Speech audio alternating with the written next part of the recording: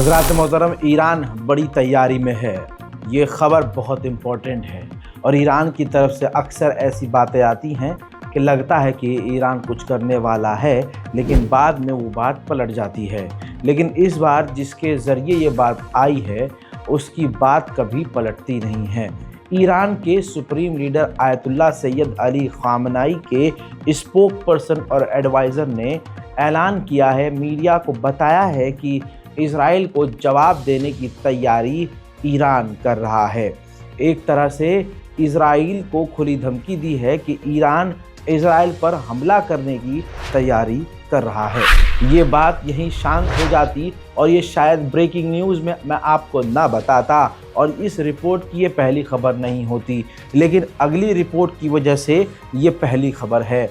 Iran के अंदर border के इलाकों से लेकर ईरान के बड़े सेंसिटिव इलाकों के अंदर ईरान ने मिसाइलों की मूवमेंट की है, मिसाइलों को तैनात किया है। मिसाइल इधर से उधर मूव हुई है।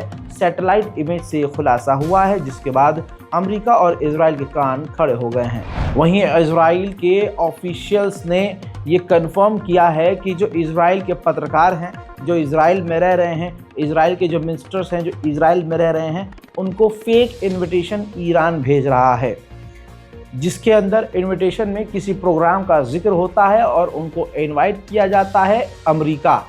और कहा यह जा रहा है कि इस जाल में अगर कोई यहूदी नेता फंसा और वो अमेरिका पहुंचा तो अमेरिका के अंदर ही ईरान के जो किलर्स हैं वो इन्हें कत्ल कर देंगे। वहीं आपको बता दूं कि ईरान को पहला बैच रशिया ने सुखोई Su-35 जेट सौंप दिए हैं। इस पहले बैच के अंदर कई फाइटर जेट Su-35 शामिल हैं। ईरान की एयरफोर्स बड़ी खामोशी से ताकतवर हो चुकी है। ईरान ने इजराइल पर हमले को शायद इसीलिए टाला था कि वो बूस्ट हो सके और शायद इसीलिए उसको इंतज़ार था कि थोड़ा गैप लेकर हम रशिया से अपने फाइटर जेट ले लें। अब इसके बाद ईरान एक्शन में नज़र आया है। तस्वीर देखिए, ईरान की नेवी खतरनाक युद्धपोत के साथ समुद्र में गोते लगाते हुए नजर आ रही है और ये ईरान ने अपने वॉरशिप को अपग्रेड किया है। क्रूज मिसाइल और बैलिस्टिक मिसाइल इस युद्धपोत के अंदर, ईरानी युद्धपोत के अंदर तैनात है और जो समुद्र से बातें कर रही है, कभी पानी के ऊपर दौड़ती हुई, कभी नीचे कभी ऊपर दंदनाती हुए फुटेज बता रही है कि ईरान की तैयारी बड़ी है। ईरान भारी मात्रा में चीन को तेल बेचता है। ईरान ने चाइना को जो तेल जिस रेट में वो दे रहा था उस रेट से बढ़ा दिए हैं, यानी अब महंगा कर दिया है ईरान ने तेल। साउथर्न ईरान के अंदर ईरान ने लगभग 76 आतंकवादियों को या तो मार दिया है या उनमें से कईयों को गिरफ्तार कर लिया है, ऐसा ईरान ने आधिकारिक तौर पर कहा है। मेरे दोस्तों, इजराइल का अंत ऐसा लग रहा है बेहद करीब है। मेरे दोस्तों, आज मेरी आवाज़ लाउड नहीं है तो इसका मतलब ये नहीं कि खबर बड़ी नहीं है। हालात जो हैं मेरे ठीक नहीं हैं, तबीयत भाई ख़राब है। बताना चाहूँगा कि नहीं, ऐसा कुछ नहीं है, मौसम बदल रहा है। आप भी खांसी, नज़ला, ज़ुकाम, सर दर्द से होंगे दो चार, दुआ कीजिएगा।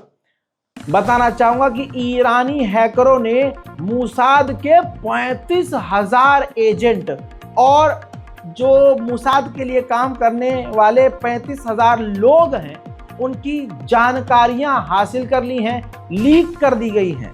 अब मोसाद ही खतरे में पड़ गया है। ईरान पर यूरोप के देशों ने और IAEA ने मिलकर ज़बरदस्ती पाबंदी लगाई, जिसके बाद ईरान भड़का हुआ है।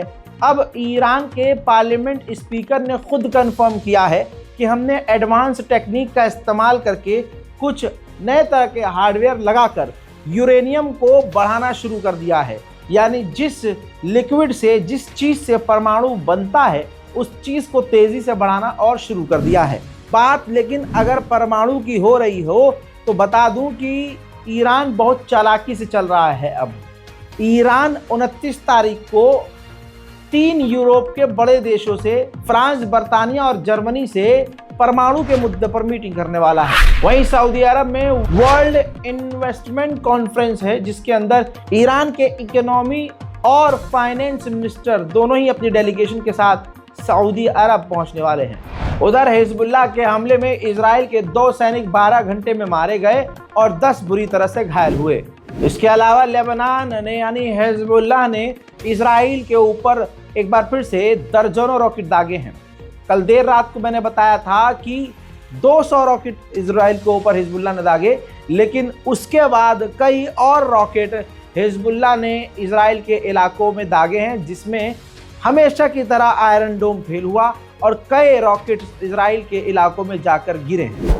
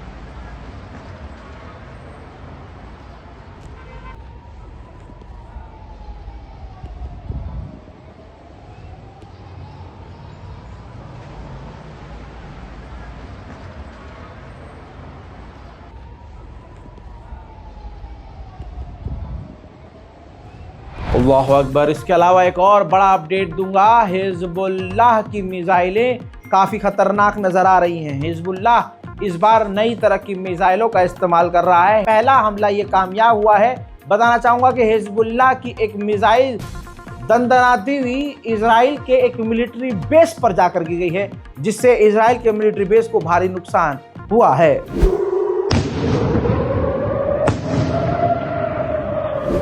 वहीं हिजबुल्लाह ने इसके बाद वो रॉकेटों का पूरा पंडाल दिखाया है कि किस तरह से उसके पास रॉकेटों का जत्था है और इस रॉकेट का इस्तेमाल किया है। यहाँ पर रोक के एक रिपोर्ट और दिखाना चाहूँगा। हिजबुल्लाह के बारे में खुलासा ये हुआ कि हिजबुल्लाह ने बड़ा दिमाग लगाया है। हिजबुल्लाह अब जो रॉकेट का इस्तेमाल कर रहा है वो रॉकेट बिल्कुल इजरायली रॉकेटों जैसे हैं। इजराइल ने जो रॉकेट लेबनान में दागे, जो पहले भी दागे हैं, उन रॉकेटों को, कुछ रॉकेट नहीं फटते हैं इजराइल के, तो उन मिसाइलों की रिवर्स इंजीनियरिंग करके ठीक वैसी ही मिसाइल को दोबारा से हिजबुल्लाह बनाकर उल्टा अब इजराइल पर दाग रहा है। यह खबर और ये रिपोर्ट इजराइल को परेशान करने वाली है। कहा जा रहा है कि हिजबुल्लाह को एक और बड़ी कामयाबी मिली है। जब मुसलमान हारता है तो दूसरों की वजह से नहीं, इस वजह से नहीं कि सामने वाला ताकतवर है। मुसलमान हारता है अपनों की गद्दारी की वजह से। चाहे भारत में आप देख लीजिए, वो सारे एक हो गए और मुसलमान के खिलाफ 5 मुसलमान चुनाव लड़ने के लिए खड़े हो गए। वो सब धर्म के नाम पर एक हो गए और इम्तियाज जलील को हराने के लिए उनके विपक्ष में दर्जनों मुसलमान खड़े हो गए।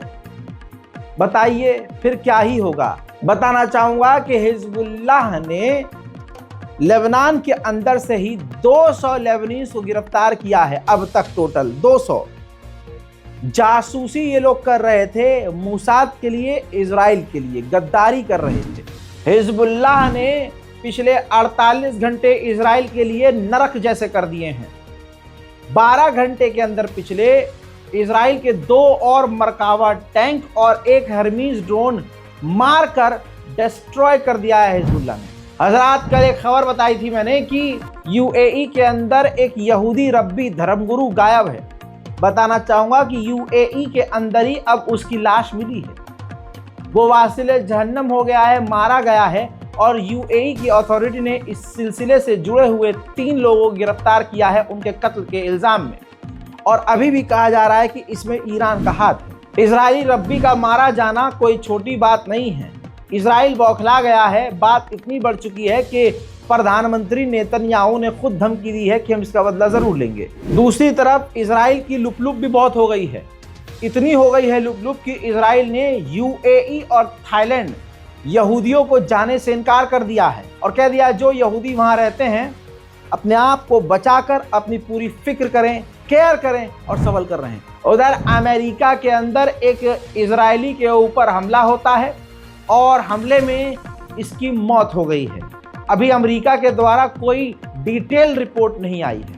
कल रात जॉर्डन के अंदर इजरायली एम्बेसी के ऊपर एक जॉर्डन के व्यक्ति ने गोलीबारी की, जिसमें जॉर्डन की सिक्योरिटी के 3 जवान घायल हुए और पलटकर उस व्यक्ति को, गोलीबारी करने वाले व्यक्ति को तुरंत ऑन स्पॉट एनकाउंटर में कत्ल कर दिया गया। जॉर्डन नाम का एक मुस्लिम देश है। अरब देशों में गद्दारों की कोई कमी नहीं है। जॉर्डन के बॉर्डर के इलाके में जो फिलिस्तीनी एज ए रेफ्यूजी रहते हैं, जॉर्डन ने उनके घरों को तोड़ दिया है, इस बहाने को लगाकर कि हम सड़क चौड़ी कर रहे हैं, और फिलिस्तीनियों को वहां से निकालने की प्रक्रिया शुरू कर दी है। उधर इजरायली मीडिया का दावा यह है कि लेबनान से बहुत जल्द डील हो सकती है, और ऑब्वियसली हो सकती है क्योंकि हिजबुल्लाह ने इजराइल को नुकसान बहुत बड़े दे दिए हैं। हजरात मोहतरम, इस डिटेल रिपोर्ट में फिलहाल के लिए इतना ही। रिपोर्ट को शेयर कीजिए, दुआओं में याद रखिए। जय हिंद।